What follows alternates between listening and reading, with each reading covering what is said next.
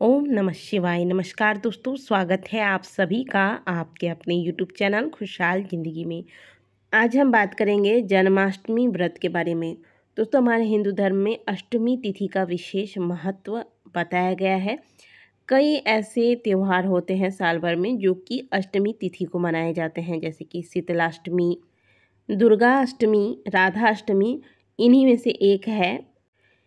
से एक है श्री कृष्ण जन्माष्टमी। श्री कृष्ण जन्माष्टमी जो कि प्रत्येक वर्ष भाद्रपद मास के कृष्ण पक्ष की अष्टमी तिथि पर मनाया जाता है।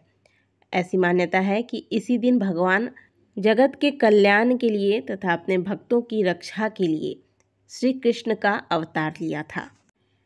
आइए आज हम जानेंगे कि जन्माष्टमी का व्रत साल 2025 में किस दिन रखा जाएगा और इस दिन पूजा का शुभ मुहूर्त क्या होगा। जिनके पास लड्डू गोपाल नहीं है वो जन्माष्टमी का व्रत कैसे रखेंगे, उन्हें जन्माष्टमी का पूजन किस प्रकार से करना है। साथ ही जानेंगे कि जिनका जन्माष्टमी व्रत पहले जो करते थे व्रत और अब छूट चुका है वो पुनः व्रत को आरंभ कर सकते हैं या नहीं। बहुत से लोगों का ऐसा मानना है कि जन्माष्टमी का व्रत यदि किसी वजह से आपने छोड़ दिया हो, यानी कि आप प्रत्येक वर्ष व्रत करते थे और किसी कारणवश किसी एक साल में आपने व्रत नहीं किया या फिर पिछले साल आपने व्रत नहीं किया था, तो क्या इस बार हम व्रत को आरंभ कर सकते हैं या नहीं।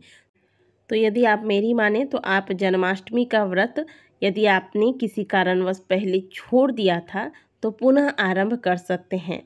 भगवान श्री कृष्ण का जन्मोत्सव यदि हम सभी व्रत रखकर पूजा पाठ करके भगवान के नाम कीर्तन के साथ मनाते हैं तो इससे अच्छा और क्या हो सकता है। तो बिल्कुल आप व्रत कर सकते हैं।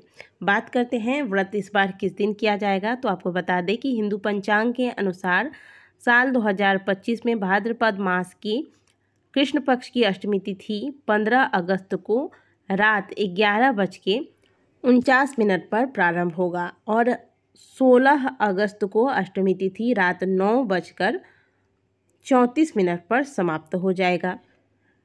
श्री कृष्ण जन्माष्टमी में जितना महत्व अष्टमी तिथि का है उतना ही महत्व रोहिणी नक्षत्र का भी है, क्योंकि रोहिणी नक्षत्र में ही भगवान कृष्ण का अवतार हुआ था। तो इसीलिए यह व्रत तभी रखा जाता है जब अष्टमी तिथि और रोहिणी नक्षत्र दोनों का मेल हो। इस साल जन्माष्टमी पर रोहिणी नक्षत्र नहीं मिल रहा है। रोहिणी नक्षत्र की शुरुआत 17 अगस्त को सुबह 4:48 पर होगी, जो कि 18 अगस्त को सुबह 3:17 पर समाप्त हो जाएगी।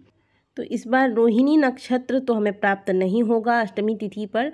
बात करें अष्टमी तिथि की तो 15 अगस्त को रात के समय अष्टमी तिथि लग रही है और यह उदया तिथि में नहीं होने की वजह से 16 अगस्त को उदया तिथि में जन्माष्टमी का त्यौहार मनाया जाएगा। हालांकि प्रत्येक वर्ष की तरह इस बार भी जन्माष्टमी का त्यौहार 2 दिन मनाया जा रहा है। कुछ स्थानों पर 15 अगस्त को मनाएंगे तो कुछ स्थानों पर 16 अगस्त को मनाएंगे।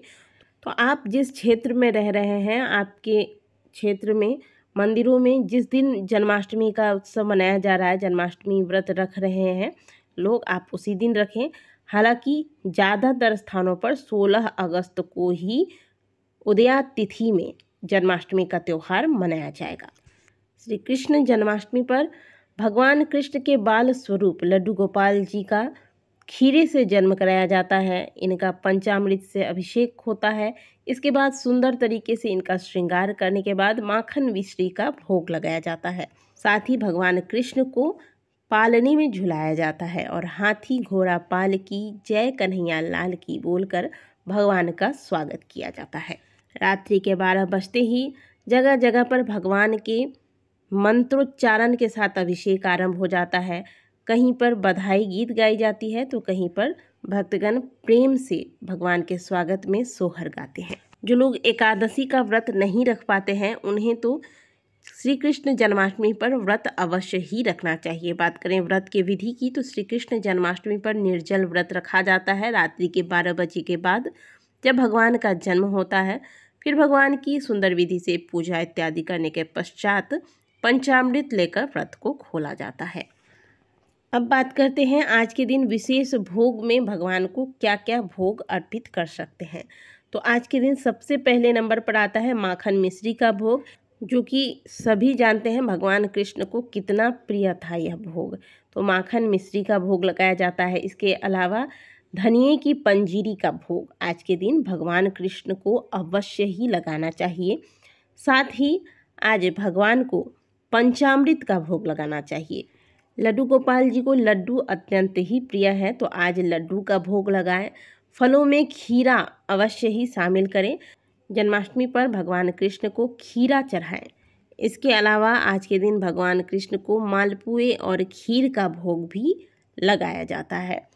देखिए, आज के दिन आप जितना हो सके उतनी तरह के भोग अपने हाथों से भगवान के लिए बनाकर, क्योंकि जैसे हमारे घर में किसी छोटे बच्चे का जन्मदिन होता है तो हम अपने हाथों से तरह तरह के पकवान बनाते हैं, व्यंजन बनाते हैं। ठीक उसी प्रकार से यदि आपके घर में लड्डू गोपाल जी है तो आप लड्डू गोपाल जी का जन्मदिन की व्यवस्था बिल्कुल वैसे ही कीजिएगा जैसे आप अपने घर के बच्चों के जन्मदिन की व्यवस्थाएं करते हैं।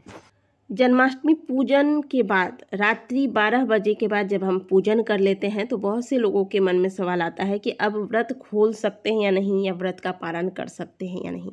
तो देखिए, रात के 12 बजे के बाद आप जब भी पूजन कर लेते हैं, इसके बाद आप पंचामृत लेकर भगवान का प्रसाद वगैरह ले सकते हैं, पानी पी सकते हैं। लेकिन भोजन आपको रात में नहीं करना है। किसी भी व्रत का पारण सूर्योदय के बाद ही किया जाता है। यदि आप रात को नमक वाला भोजन या अनाज का सेवन कर लेते हैं तो फिर आपका जन्माष्टमी का व्रत जो है वह अधूरा रह जाएगा।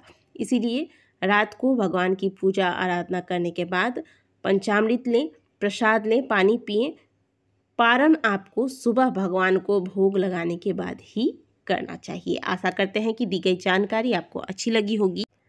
वीडियो यदि आपको अच्छी लगी है तो वीडियो को लाइक ज़रूर कीजिएगा। मिलते हैं आपसे अगले वीडियो में, तब तक के लिए ओम नमः शिवाय, हर हर महादेव।